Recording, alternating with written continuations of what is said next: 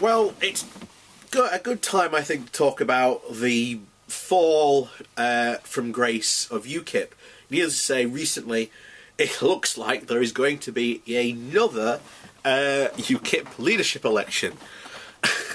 And who knows who will get elected then, and how long they will be leader for. But yeah, a really good article explaining this in the New Statesman. So, Henry Bolton's girlfriend didn't bring down Ukip, the party's racism problem did that. So, the real reason Ukip has had 6 leaders in 17 months is that there is a deep schism within it. There is no single cause to bind it together anymore. So if it weren't for his ill-advised crush and badger-strangling bravado, Henry Bolton would be an unknown. As the 6th leader of the UK Independence Party since September 2016, he's just another unremarkable figure passing through the party's now notorious revolving door. Although at the moment he's still hovering in the vestibule. So, just to go over this, how many leaders Ukip have actually had, and in the short time period. So we start off of September 2016 of Nigel Farage, and he's been the leader since the 5th of November 2010. You then get from September the 16th to the 4th of October, Diane James. From the 5th of October to the 28th of November 2016 was Nigel Farage, back again as acting leader. And then from the 28th of November 2016 to the 9th of June 2017, you had Paul Nuttall. From the 9th of June to the 29th of September 2017, you had Stephen Crowder. And then now, from the 29th of September to present, currently, you have Henry Bolton. So at the time of doing this, 11 senior UKIPers have resigned from their front bench party roles in protest of Bolton's continued leadership following his failure to comprehensively dump girlfriend Jo Marley for her racist text about Prince Harry's wife-to-be Meghan Markle. Reactions to this story have mainly been out of ridicule. Are there really that many senior people in Ukip? Aren't they all racist themselves? Many of them have said in their stories. But as so often with farce, this is actually a morality tale. The last time Ukip was an influential force was when it worked as a pressure group. Back then, although they were drawn from different ideological backgrounds, all of its members and representatives agreed that Britain should leave the European Union. And so it transpired that the party exploited Tory weaknesses by attracting defectors and influencing a Prime Minister to hold a referendum. More recently, the party has achieved political traction when pulling together on policy goals. For example, before Theresa May lost her majority, it was basically having its 2015 manifesto delivered by the government. Pretty much all UKIPers agree on the manifesto's contents: curbing immigration, ending what they call health and welfare tourism, bringing back grammar schools and supporting fracking. But ending wind farm subsidies and prioritising ties with the Anglosphere. May's pursuit of these, even after being a weaker position, shows that UKIP is not inevitably a spent force. Rather, it's a party with bitter factionalism that has put it in its current mess. Last year, I was told last year that the party's wounds will never heal by its former media chief, who said that the massive internal party schism between the backers of Nigel Farage and the UKIP donor Aaron Banks and the Douglas Carswells and the Suvan Evans faction is too deeply entrenched and that the scars run too deep. In 2018, it seems like a prophecy. Farage and Banks have backed Bolton's leadership bid, Farage was his reference, and now comes the backlash. So most of the party's frontbenchers wouldn't usually find their leader's private life relevant to his or her position. Today's bloodletting is more of a sign of some of their party feel that their party has taken the wrong direction, believing it could have gone more down the Trumpian Islam-bashing route, mirroring far-right parties on the rise in Europe. With Bolton's leadership opponent Anne-Marie Walters in charge, she is an anti-Islam and describes the faith as evil.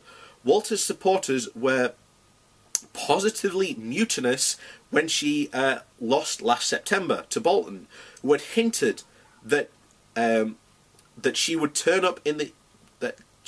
UKIP into the UK Nazi Party. The leadership election caused huge splits behind the scenes. Now those rumbles are rupturing at the surface, and it's more to do with the party's own racism than Bolton's girlfriend. So, as you can see, UKIP are... Many would characterise them as a dying party because they've they've basically done what they set out to sort of achieve. However, even that's, shall we say, in question. And I'm certainly on the, shall we say, on the opposite end to them, that this will be a good idea. And time will prove, I think time will prove us all right that was a very bad idea.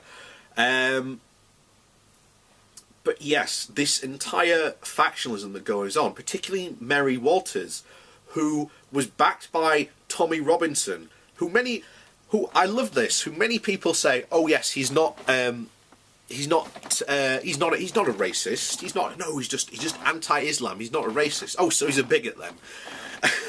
But then he backed someone like Mary Walters, who described Islam as positively evil, and I'm pretty sure she has other quite, shall we say, choice quotes about Muslims in this country and other immigrants. So to say that he backed her, yeah, I think he has quite racist tendencies.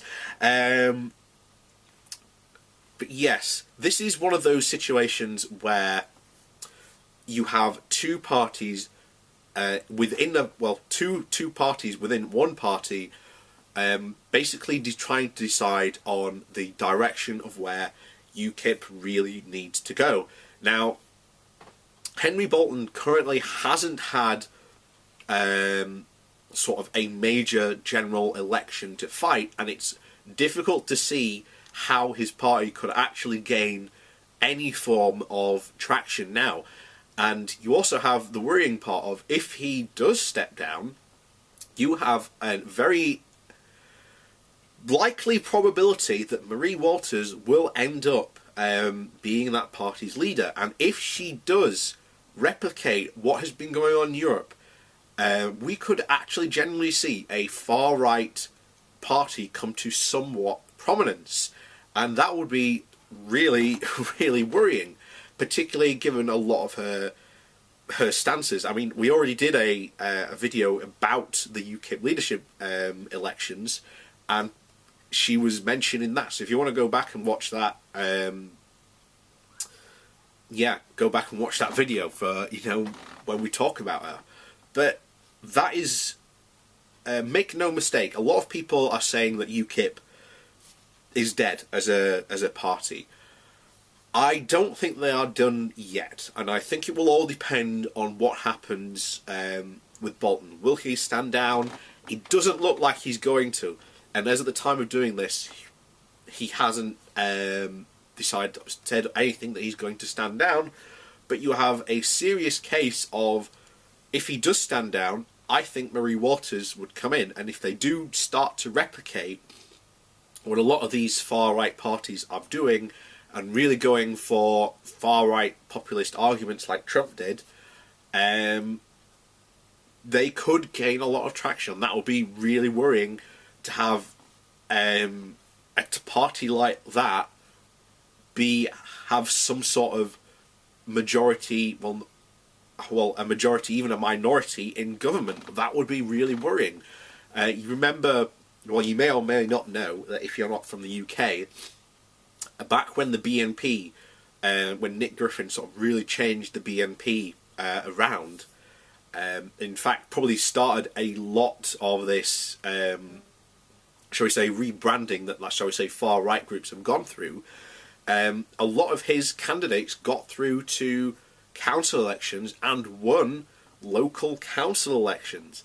But, well, they didn't end up staying there very long, shall we say. A lot of them were booted off the council very fast, not for basically being BNP members, but basically being out-and-out racist to people bringing problems to the council, other people on the council members, basically, and using out-and-out racist language in council meetings, and they basically were booted out of it.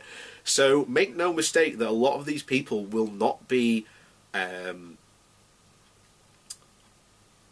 shall we say, obvious to begin with, but I think once they gain power, it'll be very obvious where they stand on this. So let me know what you think. Do you think UKIP is actually done as a force, or do you think, like me, that if Henry Bolton does go, you think that the Marie Walters will, shall we say, restand for leadership? And does that worry you if she does gain control of that party?